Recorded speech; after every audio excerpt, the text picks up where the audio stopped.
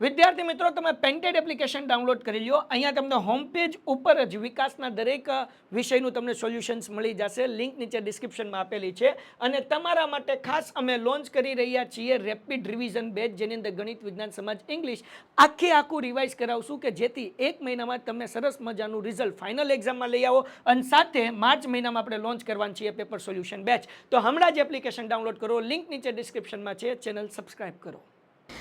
નમસ્કાર વિદ્યાર્થી મિત્રો, તો આજના વિડીયોમાં આપણે જોશું વાર્ષિક પરીક્ષા 2026 વિકાસ અસાઇનમેન્ટ ધોરણ 9 ગુજરાતી વિભાગ વી મુદ્દાસર ઉત્તર લખો. તેમાં આપણે પદ્યમાં 1, 3, 5, 7, 9 અને 11 ચેપ્ટર જોતા પહેલો સવાલ, કવિના મનમાં કોણ મોહ ઉપજાવે છે? તેનો જવાબ છે કૃષ્ણની બાળલીલાઓ. કવિના મનમાં શ્રી કૃષ્ણની બાળલીલાઓ મોહ ઉપજાવે છે. બીજું, શ્રી કૃષ્ણ સુદામાનું વિદ્યાર્થી જીવન તમારા શબ્દમાં લખો. તેનો જવાબ છે શ્રી કૃષ્ણ અને સુદામા શાંતિમની ઋષિના આશ્રમમાં સાથે અભ્યાસ કરતા હતા. તેઓ બંને ગાઢ મિત્રો હતા. તેઓ સવાર સાંજ ગુરુની સેવા કરતા, જંગલમાંથી લાકડા લાવતા અને સાથે બેસીને ભોજન લેતા. તેમનું વિદ્યાર્થી જીવન અત્યંત સાદું, સહજ અને સ્નેહભર્યું હતું. શ્રી કૃષ્ણ અને સુદામાનું વિદ્યાર્થી જીવન સાદગી અને મિત્રતાથી ભરપૂર હતું, જ્યાં તેઓ ગુરુ આશ્રમમાં રહીને તેઓ સાથે અભ્યાસ અને સેવાના કાર્યો કરતા. ત્યારબાદ ત્રીજું, તમારા બાળપણનો એકાદ અનુભવ તમારા શબ્દમાં લખો. આ પ્રશ્નનો ઉત્તર વિદ્યાર્થીએ પોતાના બાળપણના કોઈ યાદગાર અનુભવ, જેમ કે મિત્ર સાથેની રમત, કોઈ પ્રવાસ કે શાળાના દિવસો વિશે પોતાના શબ્દમાં લખવાનો રહેશે. ત્યારબાદ ચોથો પ્રશ્ન જોતા મુદ્દાસર નોંધ લખો. કામ કરે ઈ જીતે કાવ્યને આધારે શ્રમજીવીની અભિલાષા સમજાવો. તેમાં કામ કરે ઈ જીતે કાવ્યમાં શ્રમજીવીની મુખ્ય અભિલાષા મહેનત કરીને જીવનમાં આગળ વધવાની અને દેશના નવનિર્માણમાં પોતાનું યોગદાન આપવાની છે. તેઓ પરસેવો પાડીને ખેતી કરવા માંગે છે. તેઓ નદીઓ પર બંધ બાંધીને દેશની સમૃદ્ધિ વધારવા માંગે છે. તેઓ જીવનમાં આવતી મુશ્કેલીઓનો સામનો કરીને વિજય મેળવવા માંગે છે. તેઓ સૌના ભલા માટે મહેનત કરવા તત્પર છે. ત્યારબાદ શ્રમજીવીની અભિલાષા સખત પરિશ્રમમાં જીવનમાં સફળતા પ્રાપ્ત કરવાની અને સમાજ તથા દેશના વિકાસમાં સક્રિય યોગદાન આપવાની છે. ત્યારબાદ પાંચમો સવાલ, પુત્રવધુનું આગમન ઘર માટે ઉત્સવ બની ગયું એમ કવિ શા માટે કહે છે? ઘરમાં આનંદ અને લક્ષ્મીનો પ્રવેશ. કવિ પુત્રવધુના આગમનને ઉત્સવ કહે છે કારણ કે તેના આવવાથી ઘરમાં સુખ, શાંતિ અને આનંદનો માહોલ છવાઈ ગયો છે. પુત્રવધુને ઘરની લક્ષ્મી સમાન ગણવામાં આવે છે, જે ઘરમાં શોભા અને સમૃદ્ધિ લાવે છે.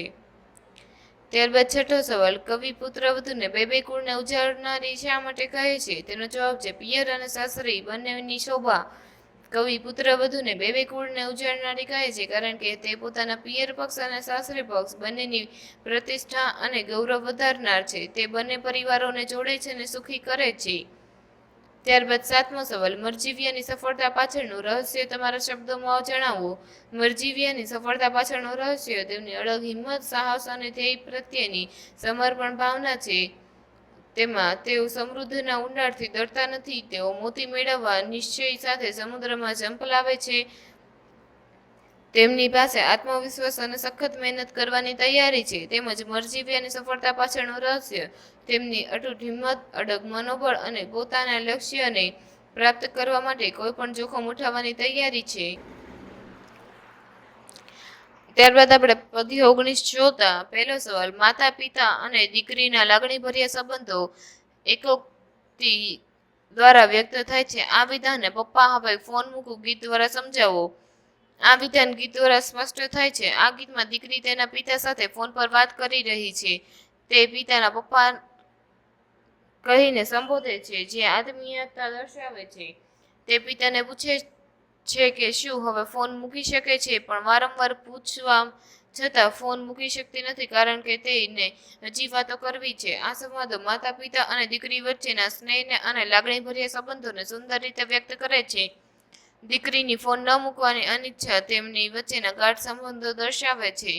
ત્યારબાદ બીજો સવાલ, પિતા સાથેનો પુત્રીનો આત્મીય સંબંધ પપ્પા હવે ફોન મૂકો કાવ્યમાં કયા કયા શબ્દોનો પ્રયોગ દ્વારા વ્યક્ત થાય છે? તેનો જવાબ છે પપ્પા તમને કઈ કઈ વાતો કરવી છે, હજી તો નાની બાળકી જેવી, આવજો જેવા શબ્દ પ્રયોગો દ્વારા આત્મીય સંબંધ વ્યક્ત થાય છે. કાવ્યમાં પુત્રી પિતાને પપ્પા કહીને બોલાવે છે અને કહે છે કે તેને પિતા સાથે ઘણી વાતો કરવી છે, જે તેમની નિકટતા દર્શાવે છે.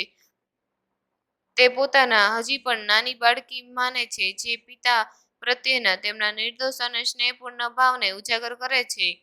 છેલ્લે આવજો શબ્દનો ઉપયોગ પણ વિનય અને આદર સાથેના આત્મીય સંબંધને દર્શાવે છે. ત્યારબાદ આપણે પદ્ય 21 જોતા પહેલો સવાલ, તેજમલને ઓળખવા સાથીઓએ કઈ કઈ પરીક્ષા કરી? આ પરીક્ષામાં તેજમલ કઈ રીતે પાર ઉતર્યા? તમારા શબ્દોમાં લખો. તેજમલને ઓળખવા માટે સાથીઓએ વિવિધ પરીક્ષણો કર્યા, જેમ કે ઘોડાને દાણા નાખવા, કાન વીંધવા અને મહેંદી મુકાવી.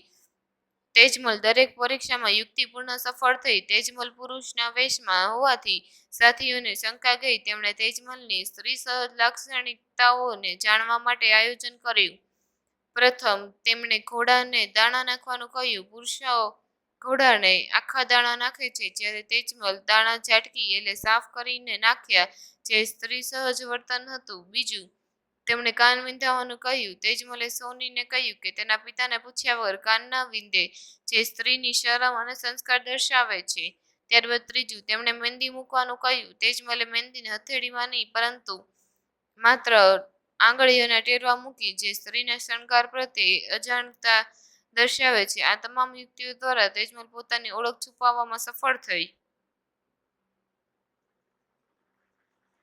બીજો સવાલ, સ્ત્રી સહજ કઈ કઈ લાક્ષણિકતાઓ કાવ્યમાં વર્ણવાય છે? એ લાક્ષણિકતાને છુપાવો. તેજમલની યુક્તિઓ કઈ છે તે વિગતે જણાવો. તેનો જવાબ છે, કાવ્યમાં સ્ત્રી સહજ લાક્ષણિકતાઓ જેવી કે શરમ, શણગાર પ્રત્યેની રુચિ એટલે મહેંદી, કાન વિંધાવા અને નાજુકતા વર્ણવાય છે. આ લાક્ષણિકતા છુપાવો. તેજમલે પુરુષો ચરિત, વર્ણન અને બુદ્ધિગમ્ય યુક્તિઓ વાપરી કાવ્યમાં વર્ણવેલી સ્ત્રી સહજ લાક્ષણિકતાઓ. શરમ, કાન વિંધવાતી વખતે તેજમલને શરમ આવે છે કે તે સંકોચન અનુભવે છે.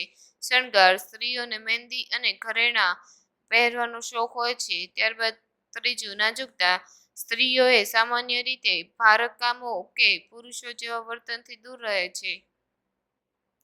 ત્યારબાદ પદ્ય 23 જોતા પહેલું, ટાંકણાના ઘા સહીને પંક્તિમાંથી તમને શું શીખવા મળે છે? સમજાવો. જીવનમાં મુશ્કેલીઓ અને સંઘર્ષો સહન કરીને આગળ વધવું. આ પંક્તિઓનો અર્થ છે કે જેમ શિલ્પકાર પથ્થર પર ટાંકણામાં અનેક ઘા કરીને તેને સુંદર મૂર્તિનું રૂપ આપે છે, તેમ જીવનમાં પણ સફળતા અને સુંદરતા મેળવવા માટે અનેક મુશ્કેલીઓ, સંઘર્ષો અને દુઃખ સહન કરવા પડે છે. આ પંક્તિ આપણને શીખવે છે કે સંઘર્ષ વિના સફળતા મળતી નથી અને મુશ્કેલ સમયમાં ધીરજ રાખીને આગળ વધવું જોઈએ. Thank you. આ વિડીયોને તમારા મિત્રો સાથે શેર કરો. તેમજ આપણી એપ્લિકેશનમાં ધોરણ 9 વિકાસનું સંપૂર્ણ સોલ્યુશન મુકાઈ ગયેલ છે, તો એપ્લિકેશન ડાઉનલોડ કરો અને ચેનલને સબસ્ક્રાઇબ કરો.